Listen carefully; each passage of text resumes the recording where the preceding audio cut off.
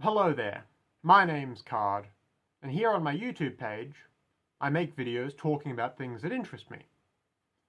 Today, I just wanted to briefly talk about something that is a bit different from a lot of what else I've discussed, but I want to talk about it, so I will. Diamond is Unbreakable is the fourth main installment in the long-running Japanese comics series JoJo's Bizarre Adventure, and its animated adaptation. I really wanted to briefly articulate some thoughts about why exactly it's held up in such esteem by fans of the series, and as a standalone story in its own right, even though, on paper, you can pick a lot of holes in its story, and you can easily argue it's poorly written. I imagine the only people that would ever really be interested in hearing this are fans of the series, so I'll assume I'm talking to an audience at least familiar with the general plot and all of the major narrative beats.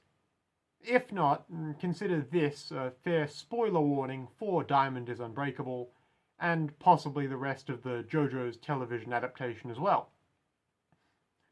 To start with, you can't deny that Diamond is Unbreakable is broadly considered very good by not all, but a large portion of the JoJo's Bizarre Adventure fanbase. Even if Stardust Crusaders remains the most recognizable installment of the franchise in both Eastern and Western markets, Diamond is Unbreakable consistently remains one of the most well-regarded with those familiar with the series as a whole, and its central character, Josuke Higashikata, has become a favorite among many fans, as well as with the series' creator, Hirohiko Araki. I suspect that Part 4 and its characters stand out for so many people because it's so different in many respects. The pace at which the plot unfurls is pretty slow. Most of its large cast of characters stick around once they're introduced and show up repeatedly throughout the story, and the whole thing is more or less just set in one small suburban town. All in contrast to just about everything else in the franchise, at least among everything else of it that's been adapted so far. That being said, once you go looking for things to critique Part 4 on, you can start to see more than a few problems, which I'm honestly surprised people don't talk about more often. Right off the bat, everything that incites the plot does, in hindsight, seem fairly contrived. Araki hand waves away setting up all the fights that make up the first half of Diamond is Unbreakable by just having stand users attract stand users.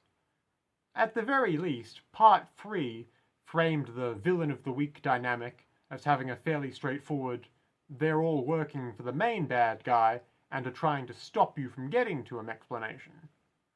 But in Part 4, it's like magic powers are just being handed out left, right, and center, and the protagonists just spend most of their time bumbling around town, setting off random encounters. Even once we've more or less met all the characters, for a while the only real conflict in the story is all really unnecessary. There was an episode or two about the clingy long-haired girl, a fake-out filler episode in the Italian restaurant, and a whole subplot about the pair of rats that shoot corrosive bullets.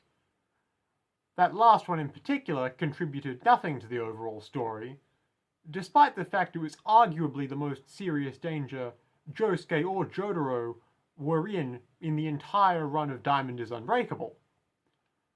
All of those episodes were themselves fine, and the fights in them good. And I definitely agree that leaving a bit of room between your real impactful narrative beats is also a generally good creative move, because you don't want to just rush through the plot. But if the only way you know to come up with an in-between episode is by cramming in a bunch of unnecessary fights anyway, you kind of undercut how effective of a breather it is. Further still, the actual main antagonists of the piece, they have some interesting powers and stand out visually. But once you really think about their motivations, for example, are some of the most underwritten in the entire franchise. Angelo, the escapee serial killer who ends up becoming a big rock, kills people just because. Akira, the electric guitar guy, goes after all the main cast basically just because. Even the central big bad of Part 4, Yoshikage Kira, his whole backstory basically amounts to killing because he likes women's hands. Kira is one of the most iconic characters of the series, but I think you can easily argue as the weakest motivations of any main JoJo's Bizarre Adventure villain. In just about any work of fiction, the most compelling bad guys all have motives that at least make a little sense to the audience. Either they've got a simple, understandable ambition for more power or some tangible goal, or they have arguably noble ambitions but go about doing things in an immoral way. At the very least, they have some sort of character flaw the audience can recognize that's grounded in reality. It's worth mentioning that I think Araki does make the rest of his JoJo's main villains well written and compelling. In parts 1 and 3, Dio's innate coldness and eventual ruthless pragmatism was set up in a believable way, and his conflict with Jonathan, and eventually Joseph Jotaro and company, came across as the understandable result of, essentially, his envy of the extended Joestar family.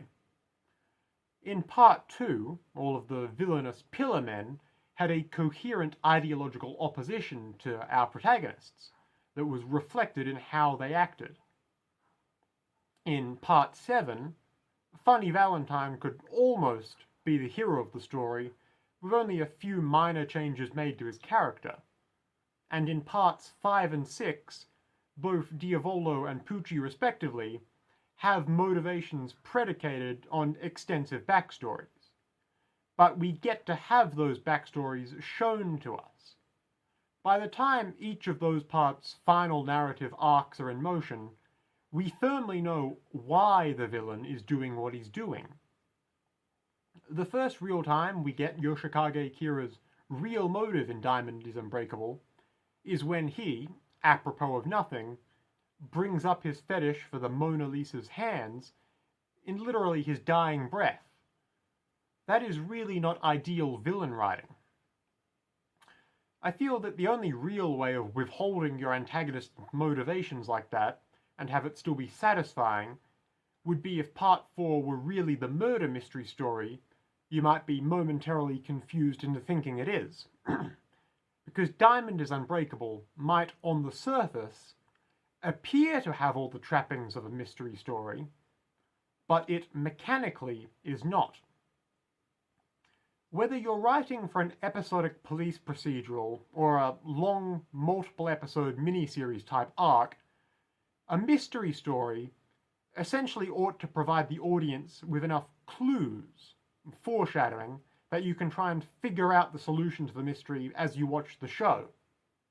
JoJo's Bizarre Adventure does not do that. You, the person watching, have no capacity to figure things out, and there's never a big Sherlock Holmes-style reveal of anything that you could ever even have attempted to predict. This isn't a murder mystery, it's just a story with murders in it that keeps a lot of details away from you. I really don't want to get too caught up in just being nitpicky, but there are a lot of other small issues you could bring up, like how most of the minor plot lines ultimately don't forward the plot in any significant way and just mess with the whole story's pacing. Or particularly noticeable for anyone who's been following the series from the start, how very underutilized a lot of potentially helpful powers end up being. Every JoJo's fan knows how Okiasu was written as not that smart, so that the hand couldn't just win every single fight immediately. But could Heaven's Door or Hermit Purple not have been more useful in finding the bad guy everyone's looking for? You could make these quibbles all day, but all that being said, lots of people, myself included, really do still enjoy this story. Even after everything I've said today, I still wouldn't even say it's overrated. The takeaway should be that, realistically, anyone watching this adaptation, or reading the original comics, 4 volumes deep, probably really enjoys Araki's work. Not in spite of its many abnormal and convoluted and campy design choices, but largely because of them. Things in the story that you could point to as symptoms of poor writing are just what JoJo's Bizarre Adventure fans have come to enjoy. It's not a knock against the franchise, its enjoyers, or its creator. It's just acknowledging the nature of the series and of the superpower fighting anime genre more broadly. It's also worth pointing out that JoJo's Bizarre Adventure, the comic, has been running for such a long time that by the time these adaptations came out, 20, 30 years later, a lot of the tropes the show employs only seem passé now, largely because so many other franchises which have come out since were inspired by it. At the end of the day, Araki knows his audience, and we evidently still have an appetite for his work. Else he wouldn't still be writing the comics. And so many other adaptations and fashion lines and art shows and amusement park installations and fan works and a bunch of other stuff wouldn't have popped up in its wake. If you just want to be snarky, you can say that any piece of media is poorly written. I just chose what I think is the most distinctive part of this particular series that's been on my mind recently to make a point with today. The thing is, no matter how much you call something enjoyable bad, you can't detract from the fact people enjoy it. That's all from me on the topic today. Once again, my name's Card. If you might want to hear more from me, feel free to subscribe to this YouTube page, or take a look through my older videos. But bye for now, and have a lovely day.